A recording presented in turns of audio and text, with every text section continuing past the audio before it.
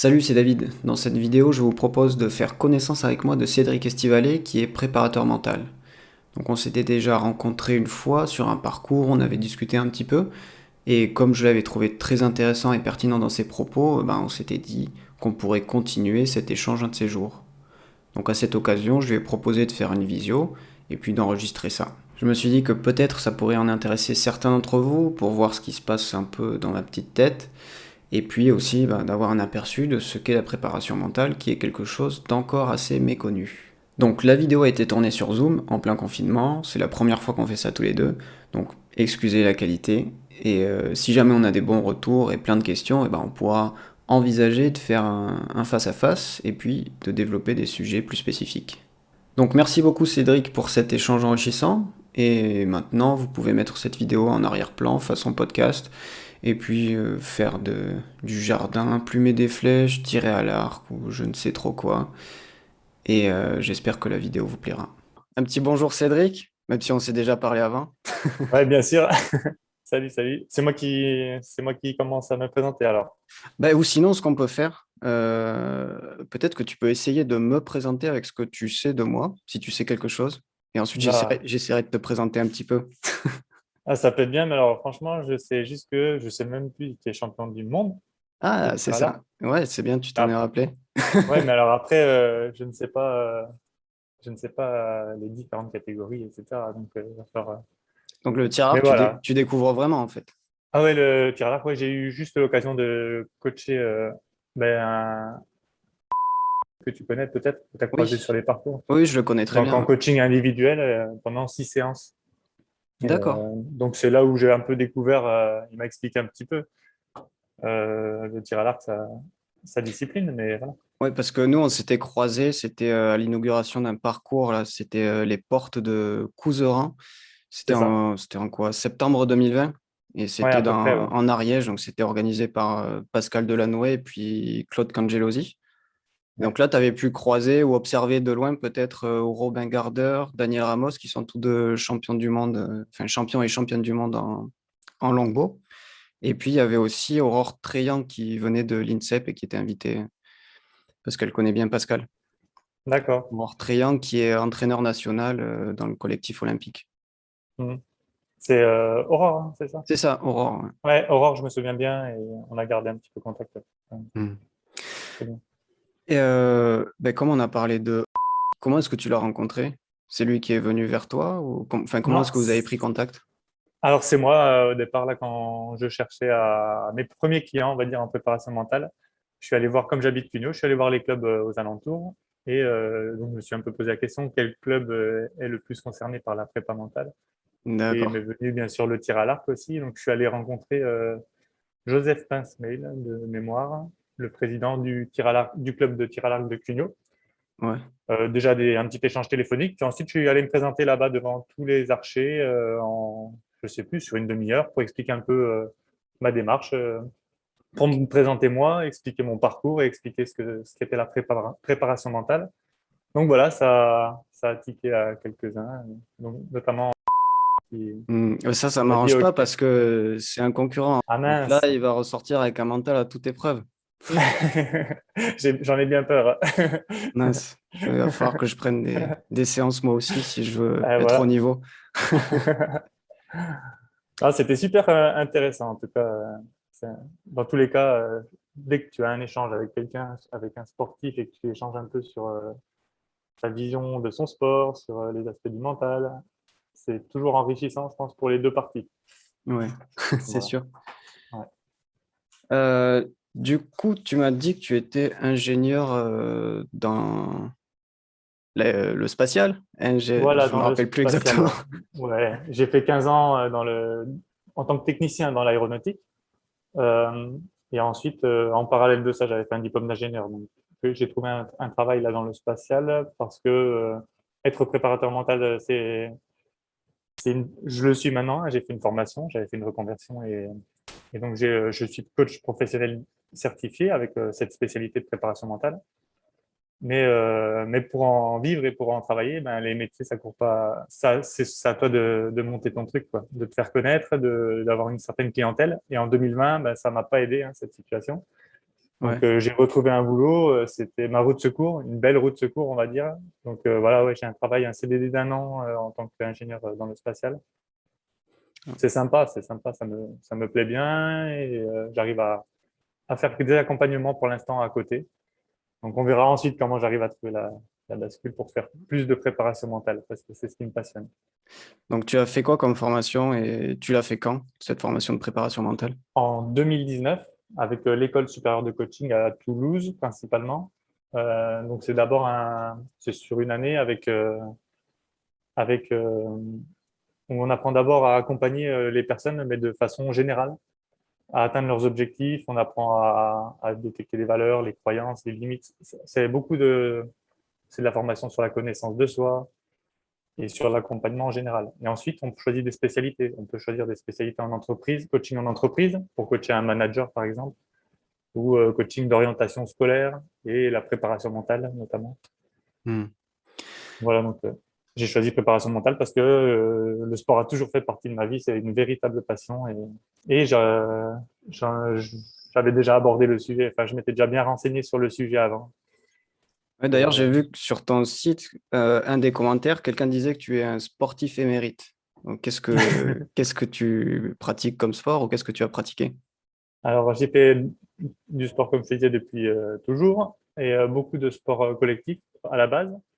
Et ensuite, ça fait 10 ans maintenant que je me suis un peu assagi, on va dire, et que je fais du sport d'endurance, peut-être pour moins de risques de blessures. Et c'est Endurance, c'est comme quoi? ça. C'est de la course à pied, du vélo? Voilà, course à pied, trail et triathlon. D'accord. Je crois que beaucoup de gens dans mon cas font la même démarche. Ils commencent petits, puis ils veulent faire de plus grandes distances. Donc j'ai réalisé deux Ironman en 2017 et Ah en ouais. 2019. Donc C'est- c'est avant cette préparation Ironman, avant la préparation de mon premier Ironman, où je me suis vraiment intéressé à l'aspect du mental parce que je savais que j'allais en avoir besoin. Ça Ça correspond à quoi déjà, l'Ironman? C'est un triathlon longue distance avec 3 km 8 à nager, 180 km de vélo et un marathon, 42 km à pied, tout Waouh. enchaîné. Ah ouais, Vous bravo. connaissez? Ouais, je connais un petit peu. Après, j'avais plus les distances en tête, mais Ouais. c'est énorme. Mm. C'est Le maximum que j'ai couru, moi, c'était 18 kilomètres. Et je pouvais plus marcher à la fin. ouais, c'est chouette, c'est chouette. Mais c'est prenant la course à pied. Il y a des gens qui n'aiment pas et quand tu commences à pratiquer, je crois que c'est dur de trouver la notion de plaisir, mais une fois que tu l'as trouvé, c'est difficile après de s'en passer, je trouve. Mm. J'essaie de m'y mettre un petit peu, mais j'ai des petites faiblesses au niveau des tendons d'Achille. Et je Mhm. peux pas courir très longtemps sans avoir de douleur. Donc petit à petit, ça augmente. Mais D'accord. j'essaie d'y aller progressivement, même si j'ai Ah, c'est ce toujours qu'il envie faut. d'en Ouais. faire trop. Ah ouais. Non, ça c'est important, ouais, la progressivité, surtout pour pas se blesser, effectivement. Ouais. Ouais. Mm. Euh, du coup, je peux peut-être te parler un petit peu de moi parce que on se Bien sûr, connaît ouais, pas vraiment, à part les c'est petits vrai. échanges qu'on a fait avant ou pendant cette inauguration du parcours. Ouais, c'était très court en plus, nos échanges, effectivement. Oui, pas eu beaucoup de temps. Et puis, tu avais passé pas mal de temps avec Aurore aussi. Ouais. Du coup, moi, j'ai fait champion du monde de tir 3D en 2019, individuel et par équipe. Donc, j'ai gagné 2 médailles. La même année, j'ai fait vice-champion d'Europe en tir en campagne, médaille de bronze par équipe. Et avant ça, les 2 années précédentes, j'ai fait 3 places de quatrième d'affilée. J'ai bien craqué sur les finales. Aïe. Et sinon, ouais, niveau national, j'ai pas mal de médailles. Je crois que j'ai une dizaine de médailles d'or en championnat de France. Et puis, bon, après, je sais plus exactement. Enfin. Tu les comptes plus, je les vois, elles sont toutes derrière là-bas, non, en plus. Ah ouais, elles sont là. Je vous fais Aïe, tomber, aïe, mais aïe. voilà. Énorme. On se fait ça après. Euh, du coup, ouais, en fait, j'ai commencé le tir à l'arc, c'était en 2005. J'étais un ado. J'ai pas fait grand-chose pendant 5 ans. C'était en gros de l'initiation. Hmm. Et après, en 2010, j'ai commencé à tirer en arc nu. Donc, l'arc nu, c'est les arcs qui sont derrière moi. Attends, je sais pas si je peux montrer du doigt. Ceux qui sont en bas, là. D'accord, d'accord, ouais. En fait, c'est ce que tu as fait avec Ok. les arcs modernes classiques, sauf qu'il n'y a pas les accessoires en plus qui sont utilisés pour les Jeux Olympiques, comme les stabilisateurs, les viseurs ou le clicker. Le clicker, c'est Mm. le contrôleur d'allonge. On va pas trop rentrer dans les détails. Je suis perdu là. Je m'emballe un peu. Du coup, 2010, je suis passé en arc nu. J'ai fait mon premier championnat de France en junior et j'ai gagné à ma grande surprise. Je ne m'attendais pas du tout à ça. Et c'est là D'accord. où j'ai vraiment trouvé la motivation pour progresser, vraiment faire de la compétition. Et puis, j'ai été mordu à partir de là, quoi. Après, j'ai fait ma première sélection en championnat de France en 2000. Non, pas championnat de France, en équipe de France en 2015. Et, et c'est là que j'ai découvert l'international, l'équipe de France. Là, c'était fini, quoi. Je savais que j'allais faire ça le plus possible et que ça allait être une partie de ma vie. Énorme. Bon, chouette. Bah, bravo déjà pour tout ce parcours. Merci. Et après, sinon, au niveau professionnel, alors j'ai pas pu travailler jusque-là parce que, enfin, jusqu'à il y a un petit peu plus d'un an, parce que j'avais une grosse fatigue chronique avec la maladie de Lyme. Je sais pas si tu connais. Ah oui. La Ouais. maladie de Lyme, ouais, c'est une bactérie ou un ensemble de bactéries qui peuvent être refilées par une morsure de tique. Mm. Et on peut avoir tout un tas de symptômes différents. Donc moi, j'ai eu de la chance parce que j'étais juste fatigué tout le temps, mal aux yeux, mal à la tête. Et avec D'accord. ça, j'ai pu continuer le tir à l'arc. Donc c'est vraiment ça qui m'a porté, qui m'a donné envie d'avancer. D'accord. Donc Bah, c'est chouette. j'ai pu pratiquer à mon niveau. Enfin, moi, ça reste du tir à l'arc en amateur. Je suis pas professionnel parce que les professionnels, on va les retrouver surtout pour les disciplines olympiques. Moi, c'est Mhm. tout ce que j'ai en tir de parcours, c'est des championnats du monde, championnats d'Europe. Donc déjà, c'est un bon niveau, hein. Mais Bah, les j'imagine. archers qui font ça ne sont pas payés pour le faire en général. Donc D'accord. voilà, c'est des personnes qui travaillent à côté et qui s'entraînent sur leur temps libre. Mhm. D'accord. Donc j'ai passé le diplôme d'état d'entraîneur de tir à l'arc juste l'année dernière là. Je viens de recevoir le diplôme il y a 2 semaines. Ah, Donc, chouette. Champagne. je suis un petit débutant en tant qu'entraîneur. T'as une expérience, non, certainement, quand même, Bah, en j'ai tant passé qu'entraîneur. un an pardon, à faire de l'alternance dans Hmm. mon club à l'Union. D'accord. Et je continue, là, je suis employé à mi-temps là-bas. Ok. Super. Bon, voilà un peu pour mon Excellent. parcours. Chouette. Donc, moi, c'est un métier passion, là, que tu es en train de C'est ça, ouais, ouais. mettre en œuvre. Comme j'ai passé assez longtemps à ne pas travailler, je voulais Mhm. commencer quelque chose, enfin, commencer par faire quelque chose qui me plaît. Ouais, super. J'ai, en fait, j'ai pas envie que le travail soit un travail. J'ai envie que ça soit ce que j'aime faire. Chouette. Je dis souvent ça, moi. Quand parfois je dis, allez, je vais travailler, et j'aime pas ce mot-là. Je préfère dire, allez, je vais faire mon activité ou je vais. J'aime pas ce mot travail. Oui, une petite connotation négative. Ouais, effectivement, ouais. Je pense que tu dois bien observer tout ça en tant que préparateur mental. Ouais, un petit peu plus maintenant, ouais. Tout ce qui est formulation Exactement. positive, discours interne. Tout à fait. Ouais, ouais. Je vois que tu en connais. Tu connais quelque Bah, chose. on a vu quelques petites choses ouais, durant ce diplôme d'État. Après, Mhm. je pense qu'on est surtout des techniciens et la prépa mentale, c'est pas complètement développé. Et puis malheureusement, Mhm. c'est tombé en plein Covid, tout ce qui est formation. Je devais avoir une journée avec un préparateur mental qui a été annulée. D'accord. On a vu quelques petites choses sous forme de présentation, de PowerPoint, mais ça s'arrête là, quoi. Il n'y a pas eu d'expérience à côté. Et D'accord. dans mon club, je n'ai pas d'archer encore que je suis au niveau de la prépa mentale. Après, il y a moi, mais se coacher soi-même, c'est compliqué. C'est vrai. Moi, tu me raconteras un petit peu tout à l'heure l'aspect mental. Est-ce que tu. J'ai deux, trois questions à te poser aussi. Ouais, bien sûr, on est là pour échanger. J'ai pas envie Ouais. de passer mon temps à te poser des questions.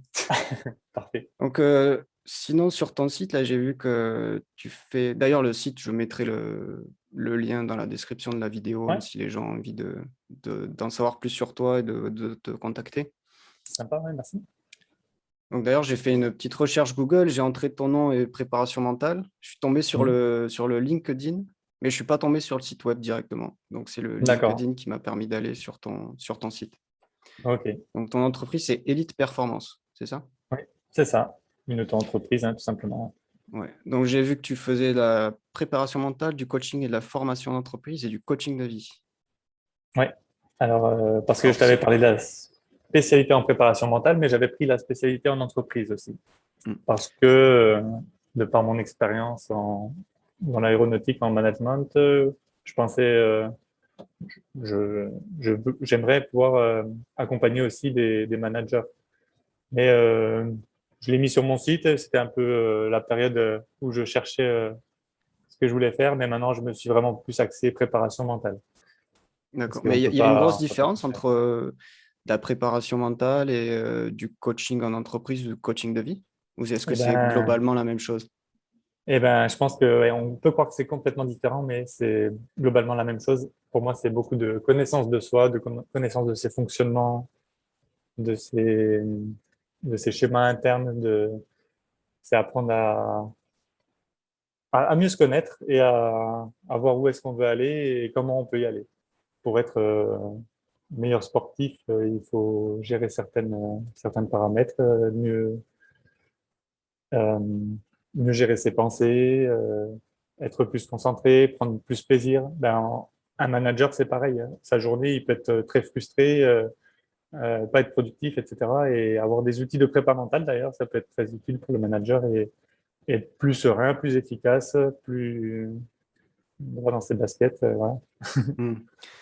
Ouais, est-ce que tu peux développer un peu plus sur ton projet professionnel? En prépa mentale, hein, du coup, vraiment, maintenant, Ouais, c'est vraiment axé prépa mentale, même si je mets un peu tout sur le site, c'est vraiment ce que je veux développer par pure passion. Je peux en parler, effectivement. Donc, je propose du coaching individuel. Et comme j'ai pu faire, on en a parlé avec des athlètes. Et après, je propose des stages aussi, où je mets plus. Alors, il y a plus de personnes, donc c'est moins personnalisé, on va dire. Mais si je fais un stage, mettons en escalade, un stage de préparation mentale escalade, je vais me renseigner avant et construire mon stage pour donner des outils qui peuvent être réutilisés par les grimpeurs en vue de pouvoir les réutiliser plus tard pour prendre plus plaisir ou pour pouvoir être plus efficace pendant leur pratique. parce que Donc, du coup, l'objectif de la préparation mentale en soi, c'est d'être plus efficace dans ce qu'on fait et mhm. de trouver du plaisir dans sa pratique. Pour moi, la notion de plaisir, c'est assez central parce que souvent, on l'oublie. Mais il n'y a pas que la notion de plaisir. Ça dépend, c'est vraiment personnel, je trouve. Il faut voir comment on voit sa discipline et je pense qu'on travaille toujours le physique et la technique et on oublie un peu le mental. Et pourtant, on dit tout le temps que le mental, c'est 80% de la performance. J'aime bien dire ça, mais c'est la vérité. Et le mental, même moi qui ai fait beaucoup, beaucoup de sport dans toute ma vie et plein de sports différents, jamais on m'a donné un seul outil pour travailler un peu le mental, pour être plus confiant ou plus motivé ou plus serein avant une course. Ouais, parce que Alors souvent, que, on parle d'avoir confiance en soi, mais on sait pas trop comment ça marche. On nous exactement, dit: «Aie ouais, confiance», mais je fais comment? c'est ça. Donc il y a pas mal de clés. Et il peut y avoir des outils. Voilà. Alors les outils, quand je parle d'outils, mon principal outil, c'est en séance individuelle tout simplement où je fais parler le sportif pour avoir sa propre perception des choses parce que c'est le sportif, l'athlète qui va s'exprimer et qui va prendre conscience de ses fonctionnements et dire ah Mmh. bah ouais, j'ai peut-être pas confiance parce que ceci, parce que cela, il faudrait peut-être que je fasse ceci, cela. C'est lui en fait qui a ses clés en lui. Et Ouais, donc ça déjà commence prendre toujours, par, se connaître du coup, la exactement. préparation Ouais, ouais, mentale. ouais, ouais.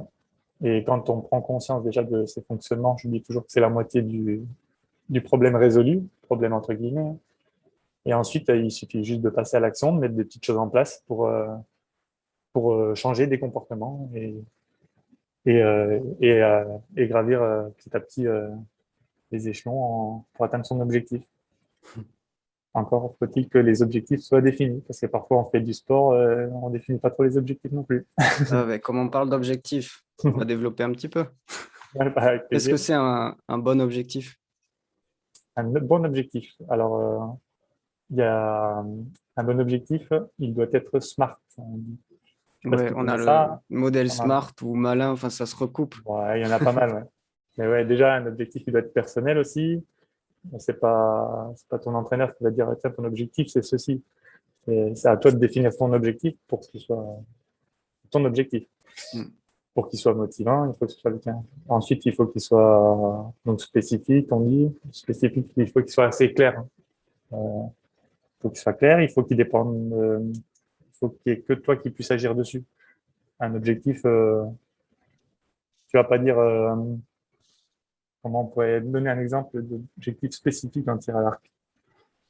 Mais il faut Ben, que, souvent, nous, on parle soit d'objectifs de résultats, soit de performance, voilà, ou alors d'action ou d'exécution. voilà, c'est ça. Et c'est Après, vraiment, je sais pas, justement, je me posais la question sur qu'est-ce que tu penses d'objectifs de résultats, par exemple, de fixer un objectif de points à atteindre ou d'une place à atteindre en compétition?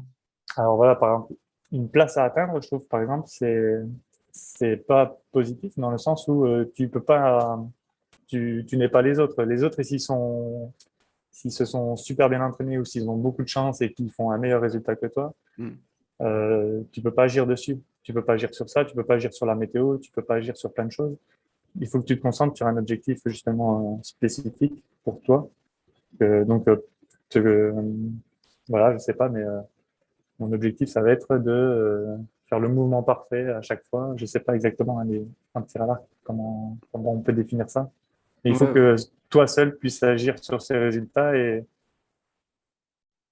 Ou sinon, on parle de réaliser, par exemple, un certain pourcentage de flèches bien tirées. Je sais pas, mettons, par exemple, sur cette compétition, je vais être capable de tirer 75% de mes flèches correctement, ou dans ma zone, dans une voilà. certaine zone de réussite. Par exemple, si tu connais un petit peu les blasons de tir à l'arc, sur du tir en salle, par exemple, on a les couleurs jaune au milieu, ensuite rouge, bleu, noir et blanc. Et ben, Mhm. si sa zone de réussite, c'est le rouge, on se dit, je vais réussir à tirer 75% des flèches dans le rouge. Et si jamais, enfin, l'objectif peut être atteint, même en ayant fait une ou deux flèches dans le blanc, par exemple, complètement à côté. Mhm. Donc ça reste une Ouais, démarche un peu plus positive que de se dire je vais faire tant de points. Parce que les tout points, à fait. ça masque le pourcentage de réussite. Mhm. Bon, ben voilà, c'est un bon exemple, effectivement. Après, ton objectif, il doit être aussi, donc si on suit le SMART, il doit être donc mesurable. Bon, là, tu en as parlé un petit peu. Il faut qu'il soit ambitieux pour qu'il soit challengeant et motivant. Mm. Mais il faut qu'il soit réalisable. Faut pas que ce soit un objectif. Euh, Mettre tout au centre, les flèches les unes derrière les autres. Si tu donnes un objectif qui n'est pas réalisable, ça va être un peu anxiogène et ça peut avoir l'effet inverse. Mm. Ça peut être un peu destructeur. Et un objectif, il doit être le T Limité de dans le temps. SMART, limité dans le temps. Savoir quand est-ce que tu veux atteindre ton objectif. Parce que si tu mets pas de date de fin, si tu mets pas de date, tu, tu perds la motivation à un moment donné. Tu sais pas pourquoi tu continues à le faire si t'as pas. C'est important de se dire voilà, j'ai atteint mon objectif, de caler une date, de dire voilà, là, ça y est, j'ai atteint mon objectif. Et c'est important de se féliciter aussi ensuite, de se retourner, de voir le chemin parcouru Mm. et de se dire je l'ai fait, j'ai avancé, j'ai progressé. C'est ce qui nourrit aussi la confiance en soi. Il y a beaucoup de choses qui sont liées après. Ouais. Donc là, tu parlais de motivation. Alors la Mhm. motivation, il y a des fois on est fatigué, des fois on a la flemme. Ça Mhm. fluctue en fait, la motivation. Je suis d'accord, ouais. Alors Tout à fait. comment on fait pour gérer ça? Bah alors déjà, la fixation d'objectifs, c'est le principal outil, je pense, pour la motivation.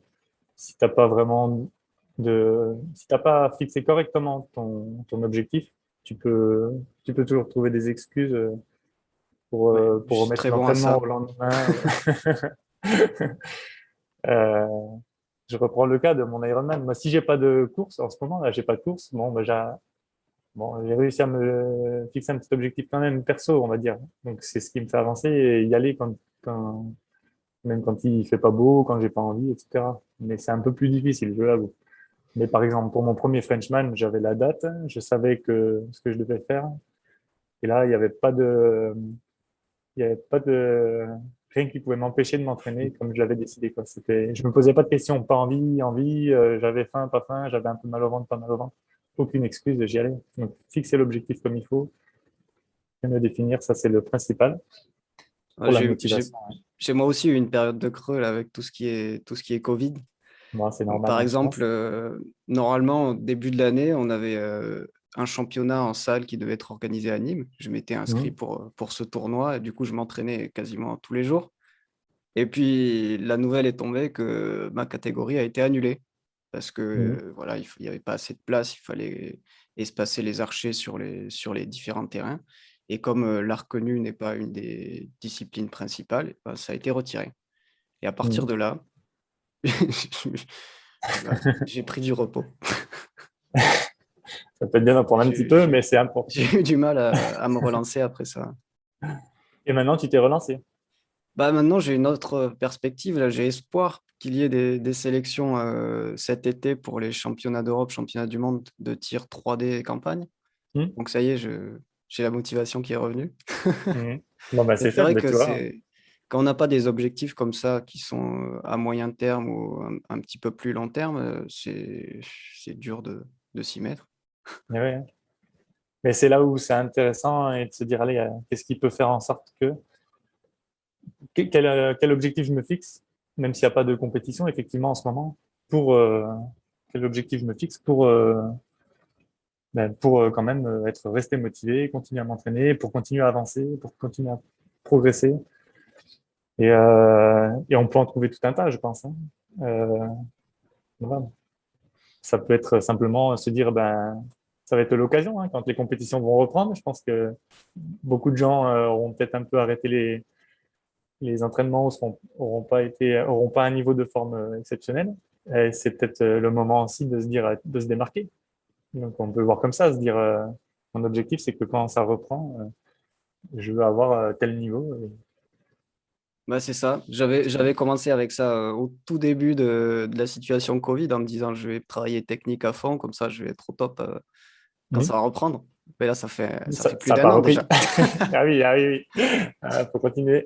Donc, Non, c'est l'occasion peut-être de voir les choses différemment, hein. Voir si on peut pas le faire, je sais pas, s'entraîner pour soi. Moi, je te fais part de mon expérience perso. Moi, je veux battre mon record du 10 km. J'approche les 40 ans et je me dis qu'avec tout ce que j'ai appris en prépa mentale, je peux battre mon record sur le 10 km. Et là, ça fait un petit moment que je m'entraîne et à la fin du mois, normalement, je vais essayer de me faire ça, mais en mode perso. Qu'est-ce qui me motive? Bah voilà, j'ai aussi, faut essayer de se poser des questions et d'écrire des choses. Pourquoi je le fais? Bah, je me dis aussi, ça va me permettre d'être un peu plus crédible aussi hein, vis-à-vis de mon travail de préparateur mental. Donc ça me motive ça aussi. Ça nourrit mon objectif, enfin, ma motivation. ouais, donc c'est autant pour toi la préparation mentale que pour partager avec les autres.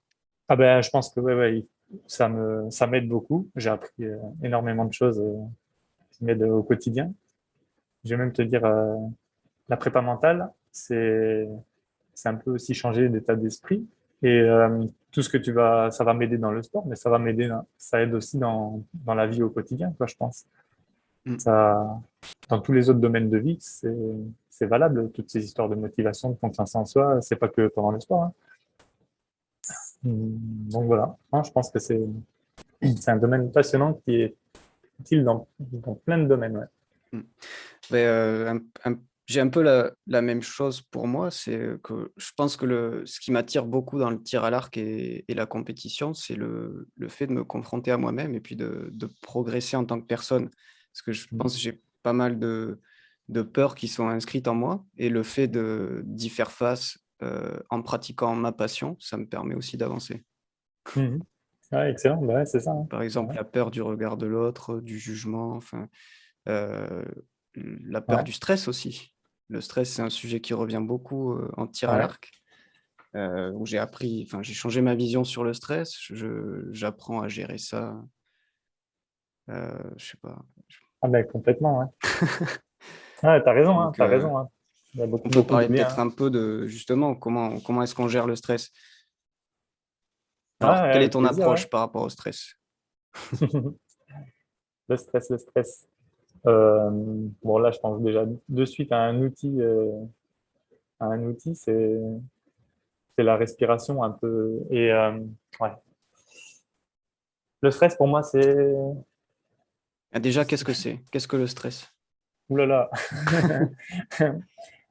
Je vais avoir Euh, du mal à décrire tout ça. Ou Je pense. simplement, très simplement, faut suivre aussi. Le stress, je pense que c'est quand tu as souvent du stress, je pense, quand tu penses à des choses qui n'existent pas et qui n'auront peut-être jamais lieu. C'est-à-dire que tu penses t'es pas dans le moment présent, tu penses à quelque chose euh, qui potentiellement va arriver, donc tu es dans le futur, ou tu stresses parce que tu penses à quelque chose qui t'est arrivé avant, une mauvaise expérience, et donc tu n'es pas non plus dans le moment présent, encore une fois. Donc vraiment, l'objectif, je pense, pour vaincre le stress, c'est d'être dans le moment présent.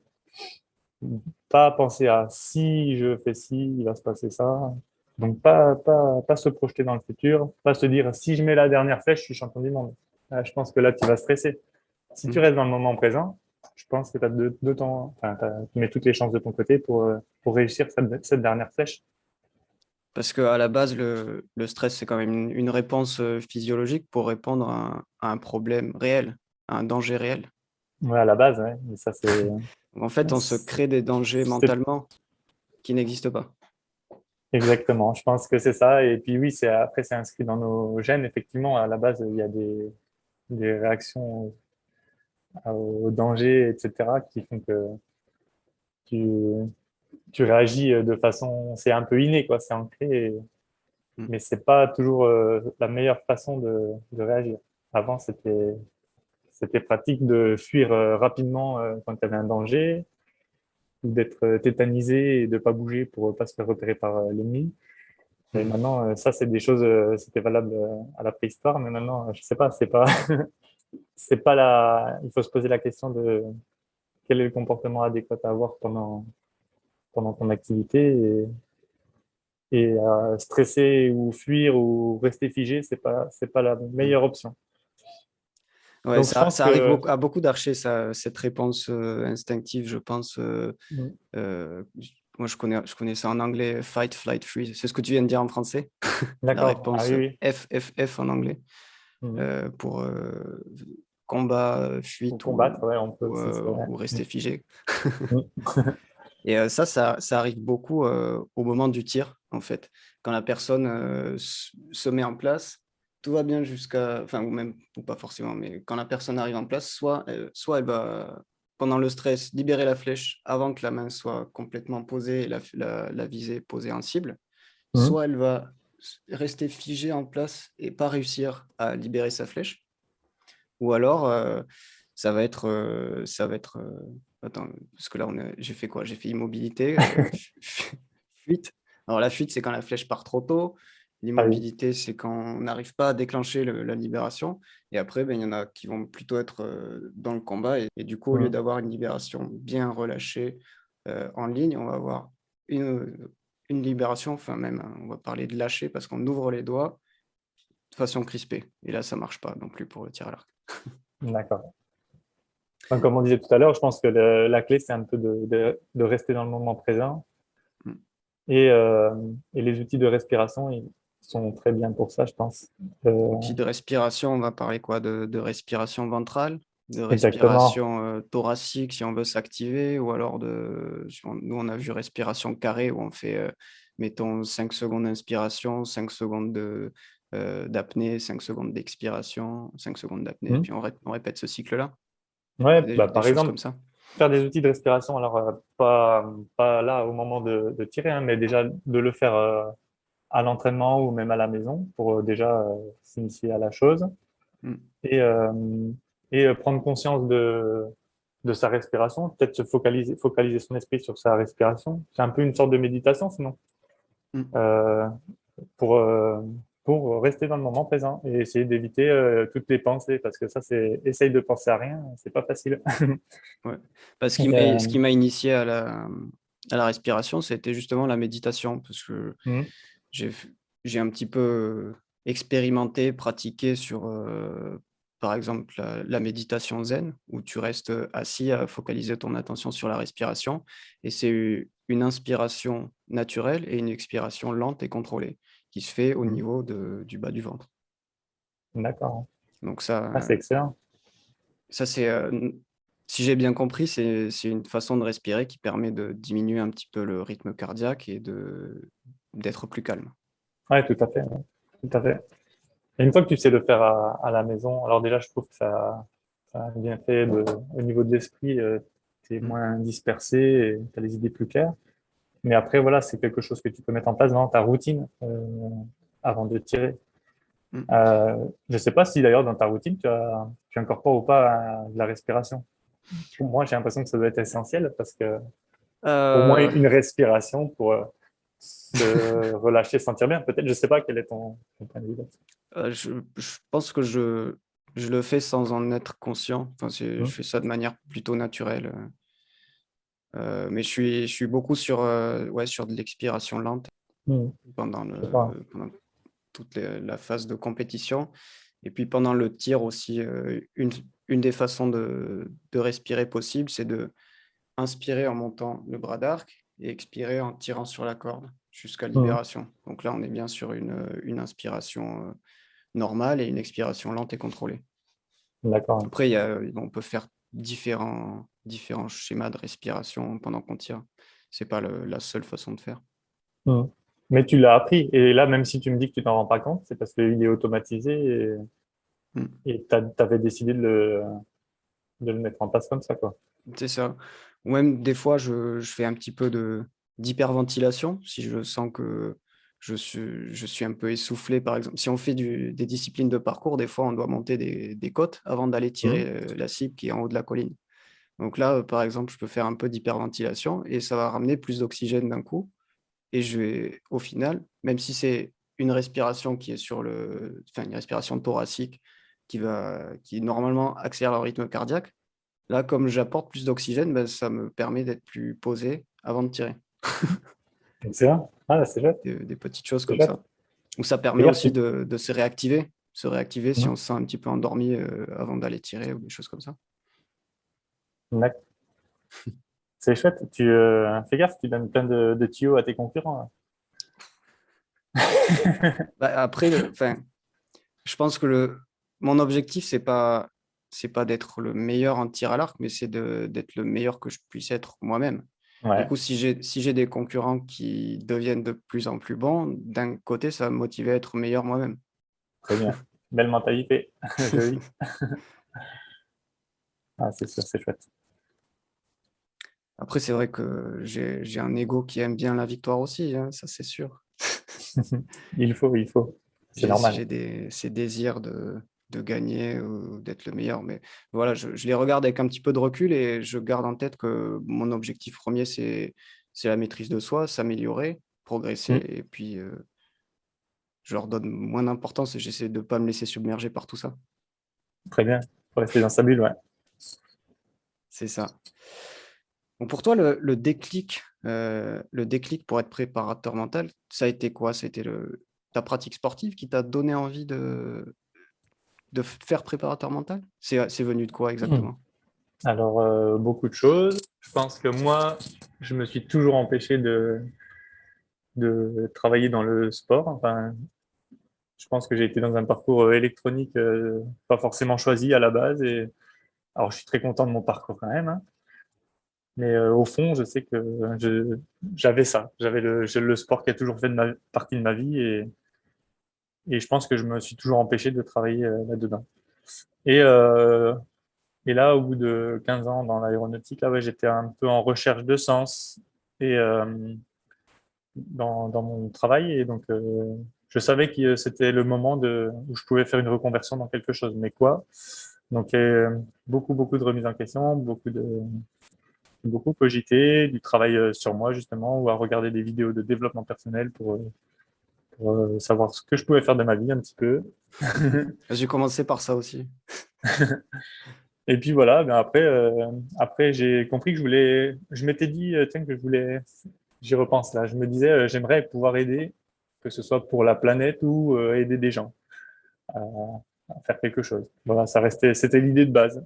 Et après, de fil en aiguille, m'est venu le coaching, où j'ai vu qu'on pouvait en plus avoir différentes spécialités. Donc je me disais, ah, bah, c'est chouette, parce que le côté entreprise, justement, ça pouvait j'ai de l'expérience, peut-être un peu de réseau qui aurait pu m'aider. Après, je me disais, je peux quand même aller dans le sport qui est ma passion. Et il y a encore d'autres spécialités si jamais.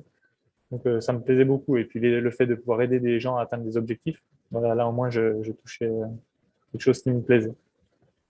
Donc, voilà, ça m'est venu là, comme ça. Plus, je t'ai parlé tout à l'heure, hein, en plus, ça tombait pendant mes préparations d'Ironman, où je commence à m'intéresser aussi à tout ça. Donc,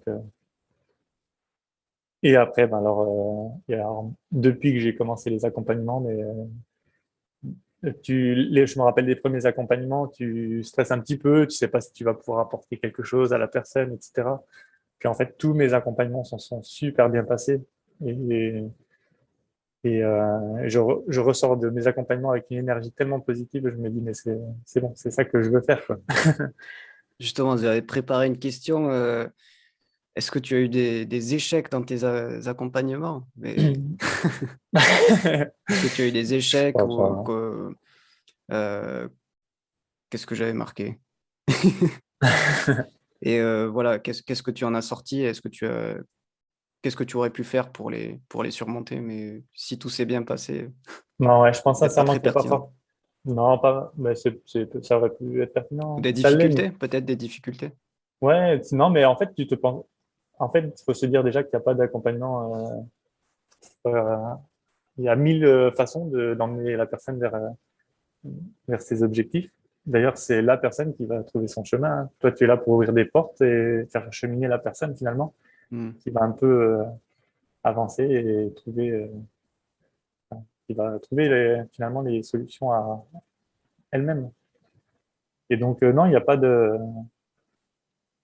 pas d'accompagnement qui se sont ratés, c'est certain. Des fois, tu te dis, mince, à la fin de la séance, tu dis, ah, j'aurais pu faire ci, j'aurais pu faire ça, mais c'est pas grave, tu peux le faire à la séance suivante. Dans tous les cas, à chaque accompagnement, tu sais que tu fais avancer la personne.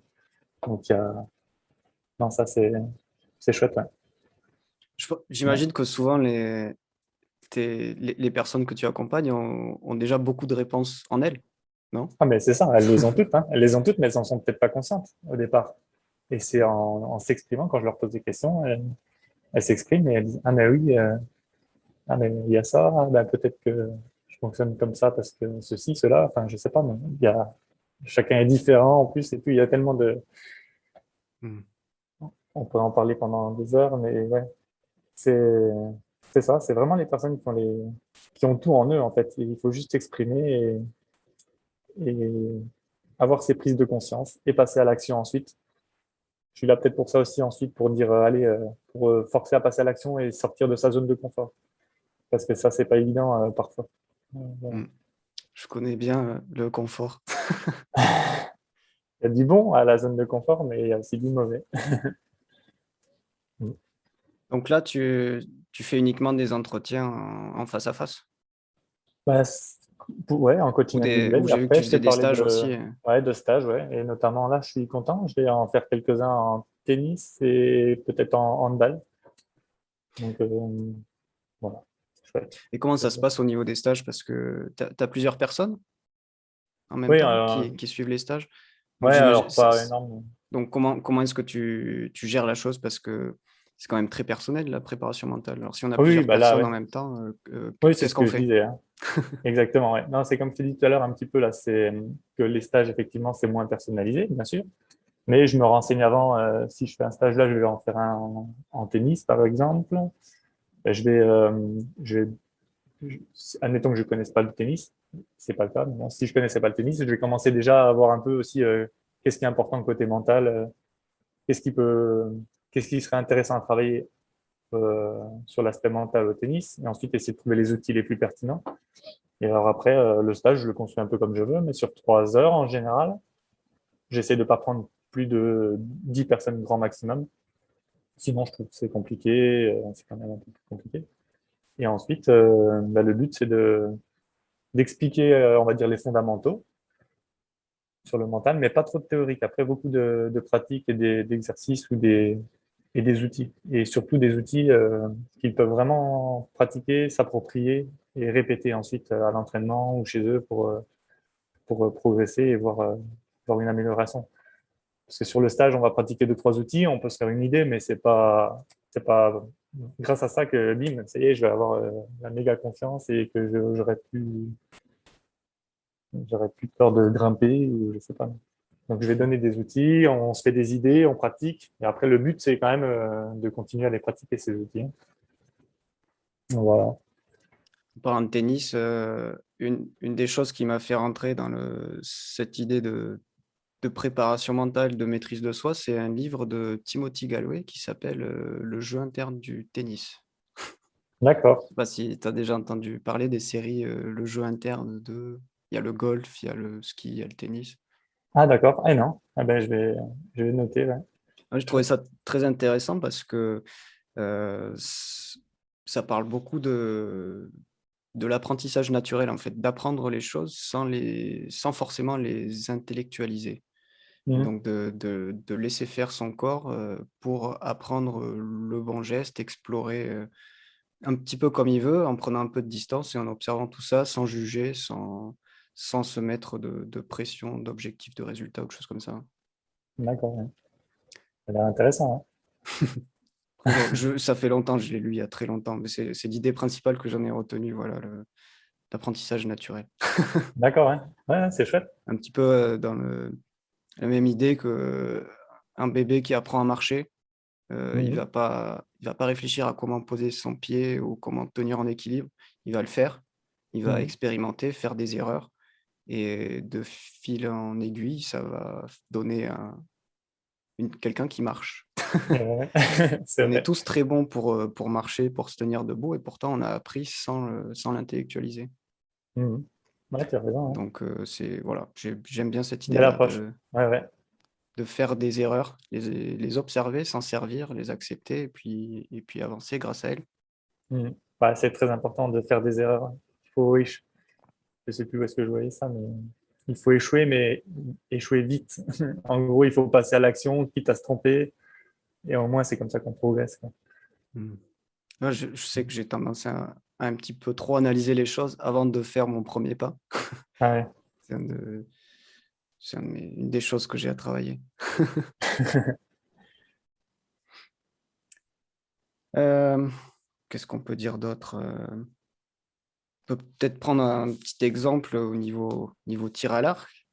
Mhm. J'ai souvent des archers où j'en connais beaucoup qui disent, «Quand je suis à l'entraînement, tout va bien et quand j'arrive en compétition, je sais plus tirer». Eh Alors oui. qu'est-ce qu'on fait avec ça? Alors c'est Ouais, très large, c'est un peu trop large comme, comme exemple, mais bon. qu'est-ce qu'on fait avec ça? Ben, je pense que c'est beaucoup déjà, voilà, ça va être dans la tête, hein, ça va être des pensées. Et encore une fois, je crois qu'on peut peut-être rejoindre ce qu'on disait tout à l'heure. Pourquoi en compétition ça marche pas? Pourquoi ça marche pas en compétition, David? Par rapport à Hem, l'entraînement. À quoi tu penses? Bah, déjà, il y a Si ça marche, quand ça marche pas, à quoi tu penses? alors moi, c'est, dès que j'ai quelqu'un qui me regarde, je commence à sentir l'adrénaline qui monte. Mhm. Donc je pense que j'ai j'en ai parlé un petit peu, la peur du regard des autres, la peur du jugement, hem et puis aussi, je pense peut-être un petit peu la peur du stress en lui-même parce que le stress, j'ai compris que le stress, voilà, ça peut être vu comme une réponse positive, ça peut être vu comme de l'activation et si on se dit que c'est son corps qui nous prépare pour faire face à une situation hem, qui n'est pas habituelle, on peut se dire que voilà, ça augmente notre énergie, on perçoit mieux les choses et on peut s'en servir. Donc ça, Ouais. voilà, c'est intellectualisé. Mhm. Maintenant, dès que je me sens stressé, j'ai un petit peu de peur qui monte par rapport à ça. Donc au lieu d'accepter le stress, de le laisser m'aider, je je bloque en ayant cette petite peur D'accord. et voilà, c'est une des choses, je pense. Et du Et, coup, ben, quand j'ai cette pression, voilà, il y a j'anticipe certainement le résultat, la peur de manquer la cible de la réaction ma propre réaction, parce que je pense que Mhm. j'ai dû me faire pas mal souffrir dans ma pratique de tir à l'arc avant de commencer mes démarches de maîtrise de soi, de gestion du mental. À chaque fois que je faisais une mauvaise flèche, émotionnellement, je me punissais. Donc, je D'accord. pense qu'il y a cette appréhension-là, la peur de me faire mal moi-même aussi, par rapport à une mauvaise flèche. Ouais. Mhm. Il y a beaucoup de choses, à mon avis, qui entrent en jeu. C'est compliqué dans ma tête.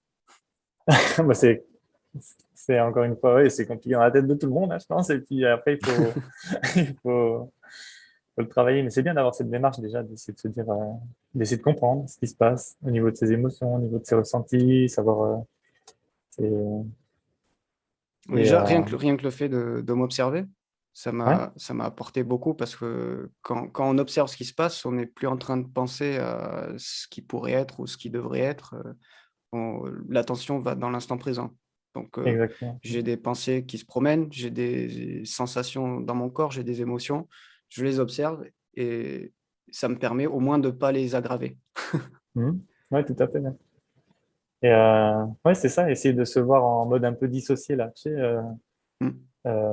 c'est ça dont tu parles peut-être, non? Où tu es un peu, Ouais, après, moi, j'ai une vision des comme. choses qui est partie. Enfin, j'ai commencé avec c'était quoi, du développement personnel, enfin, des Mhm. choses toutes simples. J'ai regardé pas mal de vidéos sur YouTube ou lu quelques livres. Et j'ai pas trop accroché à ça. Je suis vite parti sur côté méditation, un peu plus spirituel, mais pas religieux, juste Mhm. l'observation de l'esprit, en fait.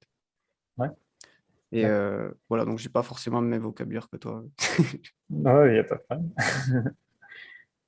Et, Mais du non, quand je te dis un mode dissocié, là, c'était genre se visualiser. Est-ce que déjà tu travailles la visualisation? Est-ce que parfois tu arrives à te visualiser en train de tirer justement Bah, je le fais assez peu. Je le fais peu. Je connais l'outil, mais ah ouais? c'est un peu comme, faire de la préparation physique. On a Mhm. beau savoir que ça nous apporterait, on le fait pas forcément et Ouais. je pense que la visualisation, enfin, c'est certainement, un exercice, pour muscler son esprit aussi, mais je le fais pas Ouais, non plus. C'est pour les mêmes d'accord. raisons. Je trouve des excuses. J'ai mes objectifs qui doivent pas être, assez clairs. C'est une bonne façon pourtant de s'entraîner et même de s'entraîner à faire le bon geste, par exemple, Mmh. sans dépenser de l'énergie ou sans aller à l'entraînement, hein. Quand tu peux t'entraîner tu te visualises dans ton lit. Enfin, quand tu es dans ton lit, tu te visualises en train de tirer à l'arc. Ça te fait, Après c'est un bon entraînement. je dois en faire un petit peu de visualisation, mais pas de manière, volontaire. Je pense au tir à l'arc en permanence, donc je pense que je dois me voir tirer un petit peu tout au long de la journée. Mais Ah ouais, voilà, c'est pas moi qui contrôle ça, ça se fait tout seul. d'accord. Mais, Intéressant aussi. Ouais. après, si je me suis pas trop avancé dans la visualisation, c'est parce que je vois pas des images très claires dans ma tête. C'est, D'accord. enfin, j'ai du mal à former des images, où je vois bien, en fait, c'est très flou, très transparent, et voilà, il y a l'attention qui décroche vite. Donc D'accord. j'imagine que c'est comme un muscle, il faut l'entraîner pour que ça Exactement, s'améliore. ouais. Ouais, tu peux le travailler, ouais, en travaillant un peu sur les modalités, ouais. En essayant de mettre plus une couleur ou plus une autre, ou de voir une image, une cible, peut-être la faire plus grande, plus petite, de voir, Mmh, de la faire plus transparente avec après avec un peu plus de luminosité. Ouais, tu as raison, ça se travaille, ouais. mmh. Mais Et, comme j'ai du mal, c'est un peu décourageant. d'accord. J'ai envie d'être bon à ce que je fais trop rapidement, je pense. Mhm. Donc D'accord. en fait, il y a pas de recette, magique pour être bon en compétition comme à l'entraînement. Je pense que si, il faut travailler, enfin Si? pas de recette magique, mais il faut travailler le mental. Alors ça va dépendre vraiment de chacun, hein. Ça va être voir un peu, poser des questions, savoir qu'est-ce qui génère tout ça, comment c'est au niveau des émotions, des sensations. Après, essayer de travailler des outils de respiration, sur de gestion des pensées, essayer ouais, de se remettre dans le moment présent. Quand on est en compétition et qu'on Pourtant, on a toutes les mêmes conditions qu'à l'entraînement. C'est juste l'enjeu. On est peut-être trop focalisé sur l'enjeu. C'est Il faut essayer. une création mentale, en fait. Si c'est Exactement. différent, c'est juste la façon dont on voit les choses qui est différente, mais pas la situation en elle-même. Voilà. Et peut-être travailler sa routine. Je ne sais pas si, pareil, les routines, est-ce que vous les travaillez ou pas en tir à l'arc à l'entraînement? Parce que, On en parle, ouais, on en parle. vous en parlez. Alors, Mais est-ce une routine qu'on connaît bien, c'est la stratégie de tir. La stratégie de tir, en fait, c'est quels sont les points sur lesquels tu focalises ton attention pour réussir une bonne flèche. d'accord. Donc, en général, on ne dit pas plus de 3 points sur lesquels poser son attention. Enfin, il faut les poser un par un tout au Mhm. long de la séquence de tir. La séquence de tir, en fait, c'est tous les gestes qu'on met en place. La stratégie de tir, c'est sur quoi on pose son attention et on laisse le reste en mode automatique, quoi. Et donc ça, c'est quelque chose qui se fait plus en compétition du coup, parce que si on focalise son attention sur des points, normalement, Bah, on si, n'a si, si, pas si. de Justement, pensée. le but, c'est d'avoir cet outil-là pour être performant en compétition. Ah, voilà. Alors Donc, pourquoi du coup en compétition, on n'a pas les mêmes résultats? C'est qu'on n'applique pas la routine ou c'est qu'on ne s'est pas assez entraîné à automatiser la routine? Je ne sais pas si. Je te, euh, je te demande pour essayer de trouver justement la réponse à ta question. bah, moi, je vois ça comme il se passe des bugs mentaux. À des moments, il y a des blancs et une perte de contrôle ou alors, enfin, il se passe des choses comme ça. D'accord. Souvent, on parle de maladie de la carte ou syndrome de la carte ou en anglais target panic, la panique de la cible. Et c'est au moment crucial, on décroche.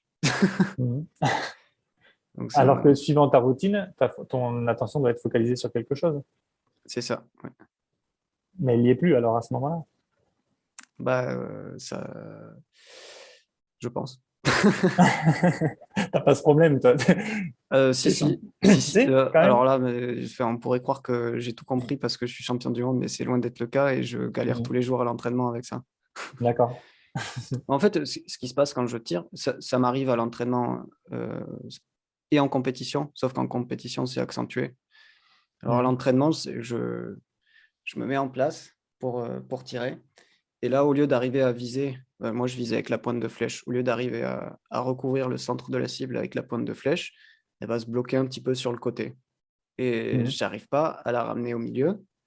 Donc la seule façon que j'ai trouvé pour l'instant d'y faire face, c'est de laisser faire et d'attendre qu'au bout d'un moment, ah, c'est dessus et ça part.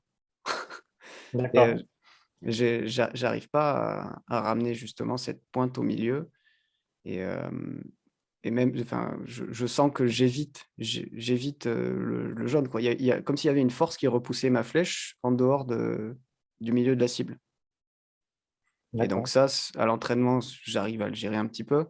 En compétition, quand il y a de l'adrénaline, ça peut vite faire des choses pas très belles. Donc Ok. ouais. Et C'est ça, ces techniques que tu me dis là, c'est toi qui t'es inventé cette technique et c'est chacun a sa propre vision des choses et ses propres techniques ou. bah, dans l'idéal, ça serait bien de placer sa visée au milieu de la cible et d'avoir une libération qui soit plus volontaire ou alors enfin, d'arriver au moins à stabiliser sa visée au milieu de la cible Mhm. et même si ça se fait automatiquement, c'est compliqué. Mhm. Il faudrait travailler aussi. Euh, On parlait tout à l'heure du discours interne et je sais pas, est-ce que on a des discours, est-ce que vous avez des discours internes justement hein, dans ces moments-là où ils pourraient être changés? ben, en tant qu'entraîneur, ouais, on parle du discours interne, de formulation positive, Mhm. euh, de voir les choses de manière positive. Donc, je sais pas, moi, enfin, personnellement, je sais que je fais de mon mieux dans la situation avec ce que j'ai et je contrôle pas tout ce qui se passe au niveau physique et pas tout ce qui se Mhm. passe au niveau mental. Donc, Si j'ai un tir qui déconne, je me dis que j'ai fait de mon mieux sur le moment, même si j'ai eu cette perte de contrôle. Sur le moment, je pouvais rien y faire parce que le contrôle il était pas là. Mhm. D'accord, ah, c'est chouette. Donc voilà, j'essaie de me servir un peu de tout ça et de voir mes échecs comme enfin, comme une information. Et ça me dit juste que à ce moment-là, j'ai pas encore atteint le niveau de maîtrise que je souhaiterais avoir et que voilà, c'est juste une étape. D'accord. Ah, mais c'est bien, c'est bien. C'est ce dont on parlait tout à l'heure. C'est bien de voir les échecs comme plutôt des, une aide, une information, comme tu disais, pour essayer d'être meilleur le coup d'après, quoi. Après, Ouais. voilà, même si je pense les choses comme ça, et il y a aussi des émotions négatives qui arrivent. Mhm. Et il y a un conflit interne, quoi. C'est sûr, c'est sûr. Non, dans tous les cas, il n'y aura pas de recette miracle pour être dans le flow, tu sais, comme on parle Mm. parfois là, et tout mettre dans le centre sans se poser de questions ou être tiré en compétition comme à l'entraînement. Il n'y a pas vraiment de recette miracle, mais je pense il faut travailler un petit peu tout à côté, à l'entraînement, euh, pour être prêt le jour de la compétition. Alors que ça peut être, si tu fixes bien tes objectifs, il y a tellement de choses en fait. Mais si tu fixes très bien tes objectifs et que tu gardes une grande motivation, tu vas être bien entraîné. Et donc le jour de la compétition, tu te poses t'as moins de questions aussi. T'as Mm. pas ta petite voix qui va te dire ah ouais mince, je me suis pas entraîné, mince, j'ai pas mangé ce qu'il faut. Donc c'est préparer ses affaires, avoir ses routines dans tout plein de choses, que ce soit aussi même alimentation, préparer ses affaires la veille pour le jour J, pas se poser de questions. C'est pas le moment de la compétition, le moment de tirer ta flèche en compétition qu'il faut se dire mince, est-ce que j'ai bien fait ci, est-ce que j'ai bien fait ça? Donc ça c'est important ouais, d'être prêt à 100%, d'avoir fait tout ce qu'il faut à l'entraînement pour le jour J, se dire j'ai pas de doute quoi. Je sais que j'ai tout mis en place pour y arriver aujourd'hui quoi et je suis le meilleur et puis c'est tout. Je sais pas, c'est des petites idées supplémentaires. Après chacun a peut-être pas la même vision que moi, mais Parce que la préparation, enfin, vraiment tout préparer au maximum, est-ce que ça peut pas ouvrir aussi la porte au doute si jamais quelque chose se passe qu'on n'avait pas anticipé? ah, ben, Parce oui, qu'en mais fait, je me dis si, enfin, moi, j'aime pas trop préparer les choses. d'accord. Ah oui, Et ouais, ouais, quand j'arrive sur une compétition, je me dis, quoi qu'il arrive, je ferai au mieux sur le moment et je m'adapterai. Je sais que j'arriverai à m'adapter. c'est une force. Tu as raison aussi pour ce point de vue, mais c'est quand même bien d'envisager le maximum de scénarios possibles, je pense, pour savoir si, ça dépend peut-être du sport, il faut avoir un tir à l'arc, mais je pense que c'est la même chose. Bon, après, Vous il y a tirez ou des... pas ah, s'il pleut, vous tirez ou ouais, ouais, la ouais, oui, oui, compétition est bah, annulée, du ouais, coup, c'est ouais. un bon exemple. Si t'as pas anticipé le fait qu'il puisse pleuvoir, que t'as pas d'imperméable, t'es pas bien. Mhm. Ouais, c'est vrai. Enfin, au niveau matériel, ouais, là, j'anticipe beaucoup. Je prends tout ce qu'il faut pour réparer mon arc si jamais j'ai un problème. Je prends différents habits s'il fait de la pluie, du soleil. Mhm. Euh, Après, bon, ça va pas plus loin que ça, quoi. Niveau nourriture, bah, c'est compliqué. Enfin, c'est bizarre. Je suis bizarre niveau nourriture parce que je préfère jeûner sur une compétition. Je préfère ne D'accord. pas manger et je me sens plus éveillé, avec plus d'énergie que si je suis en train de digérer pendant la compétition avec le stress qui vient aussi bloquer la digestion. Ouais, complètement, bah, t'as raison, je pense. Bah, c'est bien. Donc là, niveau préparation de l'alimentation, j'ai pas grand-chose. Ouais, mais au moins tu sais que tu fonctionnes comme ça et tu fonctionnes toujours de la même manière. Ouais, ouais, Donc c'est ça aussi, c'est de trouver c'est un peu ça quand je te disais, c'est de bien d'avoir ses routines ou ses habitudes à l'entraînement et de répéter la même chose en compétition. C'est pas le moment en compétition de faire des choses farfelues ou des nouvelles choses. Tu vas pas te dire, ah, tiens, ouais. que ce soit pour l'alimentation, ou pour le matériel, ou pour... et- ouais, je pense qu'il faut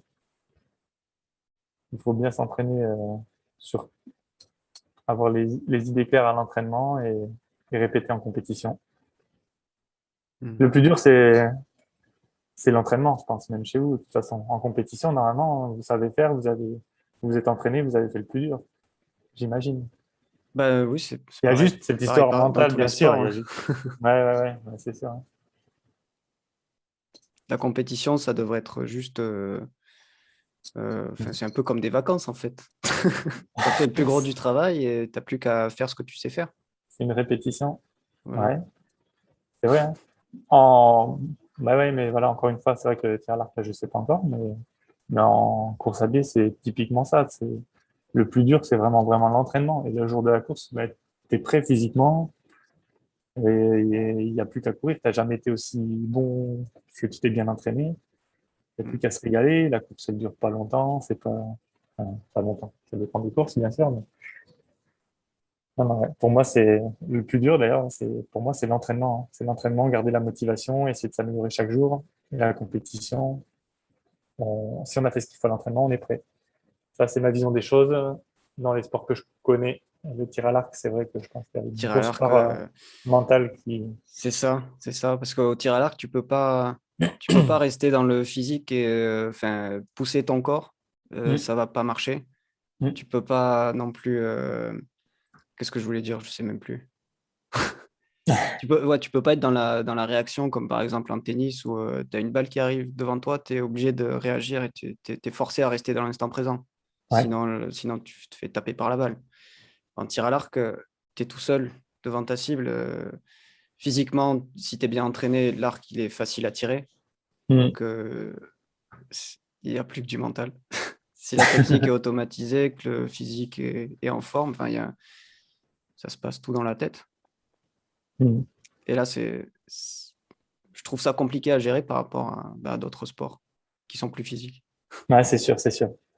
Mais ce serait super intéressant justement que je coach beaucoup plus d'archers pour, pour bien comprendre ce qui se passe dans vos petites têtes. Parce que c'est vrai que ça a l'air, ça doit être quelque chose et c'est propre à chacun, hein. Mais, euh, mais savoir à quoi tu penses à ce moment-là, bon, c'est ça il faudrait faire. Il faudrait que je te coach pour voir, mais pour te poser des questions comme ça, à quoi tu penses vraiment, comment ça se représente, est-ce que tu as des sensations, toi, est-ce que tu as une boule dans le ventre, est-ce que tu as cette force-là, est-ce que tu peux pas essayer d'agir dessus, est-ce que tu peux pas. euh, Il y a, c'est beaucoup. Ouais, je pense que c'est presque de la psychologie qu'il faudrait faire avec les archers pour travailler. Pour travailler Ouais, et en général, la enfin, psychologie, c'est plus pour réparer, alors que oui, la oui, prépa oui, mentale, bien c'est sûr, plus ouais. pour préparer. Bien sûr, bien sûr. Ouais, c'est vrai, C'est totalement. peut-être Bien pas un joué. préparateur qu'il nous faut, c'est un psychologue. Non, non, non. Enfin, peut-être aussi, hein. Peut-être c'est complémentaire. Ouais. Euh, Et qu'est-ce qu'on peut faire par rapport au regard des autres?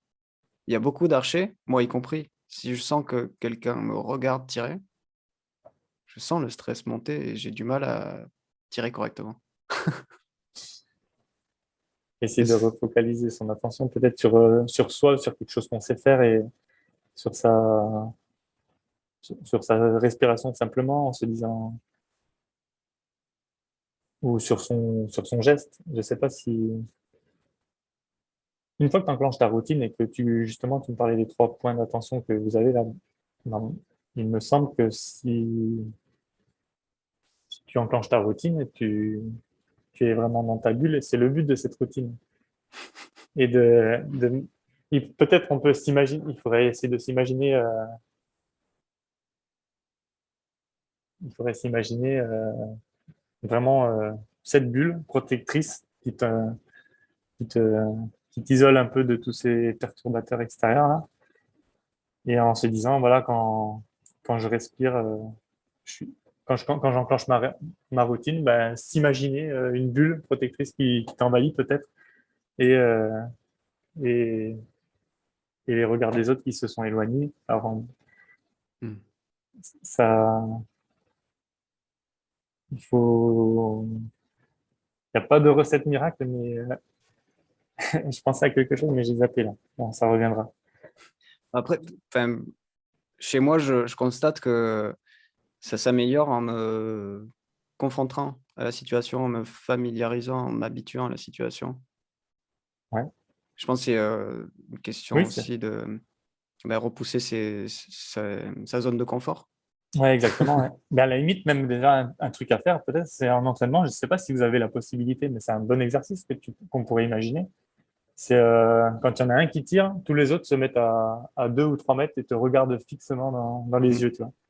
Tu fais ça, mais effectivement, hein, tu vas pas être à l'aise du tout, tu vas rigoler, et puis on va s'habituer à faire tous ces tirs comme ça. Tu fais, je sais pas, tu fais un entraînement ou deux en tirant je sais pas combien de flèches avec tous ces, ces copains-là qui te regardent.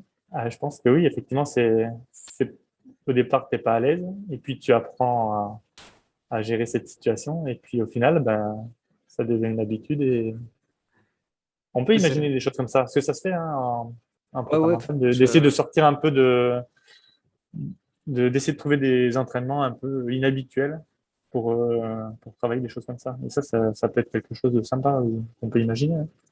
mm. Mais c'est des choses dont on a un petit peu parlé aussi durant ma formation, mais j'ai pas pu mettre en place, enfin, j'ai pas encore mis ça en place au niveau du club. Mhm. Mhm. Ah, c'est à tester, je pense, quand même, tu vois, justement. Enfin, pour le regard des autres, c'est le truc. Après, par exemple, si tu me parlais, si on reprend un autre exemple avec la différence entre l'entraînement et la compétition, bah, essayer de mettre de l'enjeu dans l'entraînement. Mm. Avec peut-être pas parier de l'argent, mais parier, je sais pas, quelque chose. Ou se faire un challenge et on peut imaginer toutes sortes de choses, mais un challenge où on se dit, le premier, euh, les autres lui payent quelque chose, et puis si t'es dernier, tu dois faire 3 tours de stade, je dis n'importe quoi. Ça, c'était en foot, on te disait tout le temps, voilà, si tu termines, si tu as raté ton penalty, tu fais 2 tours de terrain. Ouais. Mm. Je sais pas, des choses dans ce style. Ouais. Mm. Ouais, ouais. Faut faire preuve de créativité et essayer de trouver, je pense.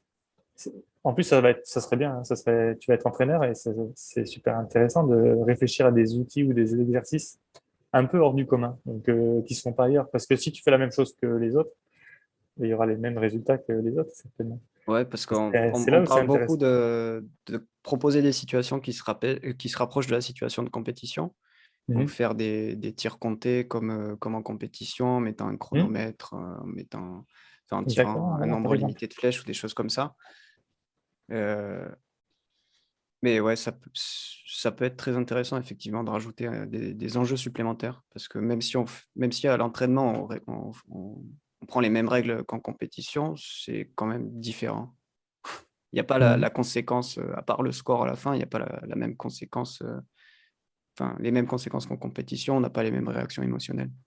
Bien sûr, ouais. Bon, ça se comprend aussi, c'est normal. Ça va être dur de faire quelque chose qui ressemble, Mmh. mais, mais à essayer, en tout cas, je pense qu'il y a des marges de progression là-dessus, de ce côté-là. Ça peut être intéressant. Ouais. OK, OK. Est-ce qu'on a d'autres choses à rajouter? Non, je sais pas, moi je Bah, voulais. si tu as Ouais, des oui, mais questions, enfin, si tu veux me poser des non, mais questions, tu vois, les vas-y. 2 questions, tu y as répondu. Hein. Je m'étais noté 2 petites questions, c'était quelles étaient les principales difficultés rencontrées par les archers côté mental, mais on en a pleinement parlé. Et après, je voulais te demander si toi, à titre perso, tu utilisais des outils de préparation mentale et savoir quand est-ce que tu les utilisais, de quelle façon, etc. On Donc, les a évoqués un petit peu. bon. Ouais, moi, je fais rien de façon structurée. Je suis pas un mec très organisé. J'apprends à m'organiser, mais c'est compliqué. D'accord. Après, j'ai fait pas mal de méditation. Là, j'ai passé peut-être un an à en faire, assez régulièrement et Hmm. c'est ce qui vraiment a fait la différence pour moi et j'ai réussi grâce à ça à me sélectionner pour mon premier championnat international. Hmm. Parce qu'avant ça, j'étais dans une impasse. L'année d'avant, j'avais fait quatrième en championnat de France en tir en campagne et j'avais complètement craqué.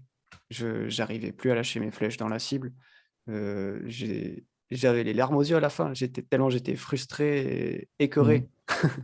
Et du coup, il a c'est là c'est ça a été le déclic pour moi. Il a fallu que je trouve une solution parce que c'était pas possible de pratiquer, dans cet état d'esprit-là. Soit j'arrêtais, soit je trouvais une solution.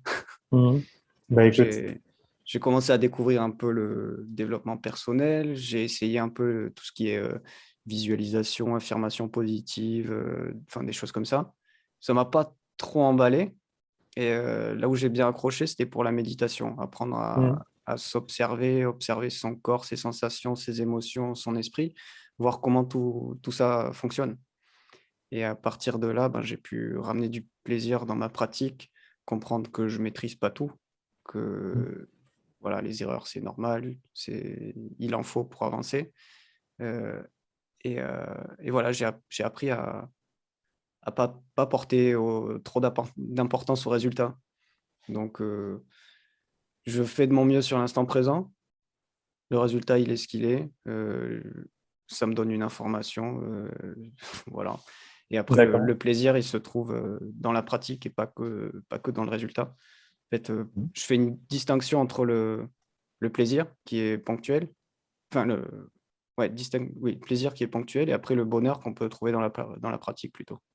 Le bonheur qui Mhm. est quelque chose de plus durable, c'est pendant que je fais, je suis heureux et c'est pas, de gagner ou d'avoir une belle flèche en cible qui me rend heureux, c'est tout ce qui se passe avant. Donc Euh, le plaisir, c'est quelque chose en plus. D'accord, excellent. Et je voulais te demander, du coup, la méditation, quand tu as commencé, est-ce que c'était quelque chose de facile et évident pour toi ou est-ce que tu as mis du temps à pour... C'est pas un exercice facile de... Bah, pour moi, le plus difficile en méditation, c'est de s'asseoir et de le faire. Après, Mhm. si j'y suis, il y a pas une bonne façon de méditer ou une mauvaise façon. Enfin, tu observes ce qui se passe, tu as les pensées qui viennent, enfin qui arrivent, qui partent. Des fois, tu te laisses entraîner par une pensée et là où tu as une réussite, c'est quand tu te rends compte que tu as été entraîné et que tu reviens dans l'instant présent, que tu reviens sur ce que tu observes. Mhm. Donc il y a pas de bonne méditation où, par exemple, tu as pu avoir, l'esprit vide pendant 1 minute. Ça n'existe pas. Ça, je pense que ça existe, mais pour des gens qui ont pratiqué Oui. ça pendant des dizaines d'années, tous les jours, pendant des heures. Mhm. Heu, mais voilà, il y a quand on médite, il y a des fois où tu vas pas réussir à avoir l'esprit qui reste en place, qui va penser, à tout et n'importe quoi. Mais ce qui est important, c'est de t'en rendre compte et de revenir sur l'exercice. Et ben là, tu fais complètement le parallèle avec ce qui se passe quand tu tires en compétition ta dernière flèche et c'est comme tu t'es entraîné pendant cette méditation, ben, tu sais plus facilement te, Voilà. re- te refocaliser. Donc, tout ce que je fais en méditation, c'est que je m'assois en tailleur et je reste le dos droit et Mhm. j'observe ma respiration, mes sensations et j'aime pas trop forcer mon attention à rester, par exemple, que sur la respiration. Enfin, j'aime bien observer mon attention se promener et Mhm. quand je vois que je suis parti dans les pensées, je reviens sur ce que je perçois, en fait. D'accord, excellent. C'est tout Ben, c'est con. chouette. Mais je pense, non, non, c'est tout con, mais je pense que c'est l'outil le plus puissant, tout simplement. Si on, à la limite, tu vois, on devait résumer ou donner un outil magique ou secret, pour moi, c'est méditation ou les exercices de respiration, de cohérence cardiaque. Il y a Mmh. une appli qui est pas mal, qui s'appelle Respirelax sur, téléphone, Je là, crois que je connais, ouais. avec une Je l'ai petite bulle qui monte sur 5 Ouais, secondes, qui je l'avais redescend sur 5 installé à un secondes. moment donné. On avait vu ça avec, j'ai eu une matinée avec un préparateur mental en formation, il nous avait fait installer ça. D'accord, ouais. Ouais, moi, je trouve que c'est, à la limite, je te dis, si on devait retenir une seule chose, je pense que c'est la base. Et c'est pas évident, ça peut nous paraître un peu bizarre au départ, mais il faut s'entraîner, le faire. Et je suis sûr qu'on voit des résultats dans son sport, dans sa vie, Ouais. dans sa tête. Et C'est ce qui quelque est chose marrant, c'est d'important. que j'en ai vu des résultats, mais j'ai arrêté de pratiquer. Après je garde quand même, cette notion-là de comment on appelle ça déjà? Garder l'attention dans l'instant présent là, Ah la oui? pleine conscience, la pleine Ouais, conscience. ouais. Donc ça, je le garde, au quotidien. Et par exemple, quand on a commencé à parler au tout début, ou même là maintenant, je me sens un petit peu nerveux encore. Il y a un tout petit peu de stress, un petit peu d'adrénaline. Mais Mhm. voilà, je l'observe, c'est là, mais j'arrive à me détacher. D'accord. Ouais, ouais, non, mais c'est bien, mais c'est chouette. Ouais, parce que tu en as connaissance, tu l'as eu pratiqué pas mal. Mais après, effectivement, si tu sais que ça t'apporte quelque chose, si tu devais reprendre les compétitions, peut-être, je Pour- sais pas. Il faudrait que je forme. Ouais, il faut revenir aux objectifs. Qu'est-ce que je cherche? Qu'est-ce que je cherche dans ma pratique? Pourquoi je tire à l'arc? Tout ça, quoi. Voilà. Bon, chouette. Bon, eh ben, je pense qu'on peut en rester là. Chouette. En tout cas, ouais, je te remercie. C'était super sympa, super enrichissant. Ben, merci à toi. Et je sais pas si c'était très structuré, mais c'était une première, Ou- donc ça a le mérite d'être fait. Ouais, non, mais j'avais pas fait vraiment de plan. J'avais posé des questions, enfin, écrit quelques questions au hasard, un peu Non, mais dans je te tous les parlais sens. Mais voilà, bon, s'il y a des gens intéressés, ils resteront accrochés. Sinon, c'est Ouais, pas ouais, grave. tout à Enfin, fait. moi, je vais mettre ça en ligne et puis les gens y trouveront ce qu'ils veulent. Très bien. Ouais, super. Ben, chouette. Bon, en tout cas, ouais, c'était un vrai plaisir. Je sais pas si tu veux couper ou pas l'enregistrement, et parler en off, Je peux couper au montage après. tu Y a pas couperas de en souci. montage. Ouais. Et ouais, en tout cas, chouette. Je te remercie beaucoup. Et si tu veux, je sais pas, si tu as envie de rééchanger sur le mental ou qu'on essaie de se faire une séance de prépa mentale avec deux, trois trucs. Ça peut être, si ça te plaît, il n'y a pas de problème, hein. Je suis dispo et ce sera toujours un plaisir. Tu m'appelles, tu m'envoies un message, ce sera toujours un plaisir de te répondre. Eh ben, Voilà. très bien, merci. Après, je suis difficile à coacher. Ouais, pourquoi donc? J'ai du mal avec la critique. J'ai toujours l'impression que c'est moi qui ai les réponses. Eh bien, c'est ça, hein, de toute façon. Moi, je suis pas censé te critiquer, hein. Alors là, si je suis un mauvais coach, et si je te critique, par contre. Là, c'est clair, hein. Moi, Et c'est toi qui as je parlais et de, c'est toi. enfin, j'avais plus à l'idée même critique constructive, tu vois. D'accord, d'accord, ouais. Non, mais normalement, enfin, si je suis un bon coach j'ai, il n'y a pas de critique, je pense, à avoir. Et normalement, je te questionne, je t'écoute, c'est de l'écoute active et je te dis, hein, c'est toi qui, en parlant, va prendre conscience de fonctionnement et de choses, va prendre conscience de choses, quoi. Mm. Mais, euh, mais ouais, comme tu veux, Ouais. je te dis, hein, ce serait Parce que plaisir. enfin, je pense que j'ai déjà des bonnes clés pour aller loin, Ouais, ouais, bah mais, oui. mais je les mets pas en place, quoi. Pourquoi? Je- Allez, ça sera tout pour cette vidéo et je vous laisse sur cette grande question. Pourquoi?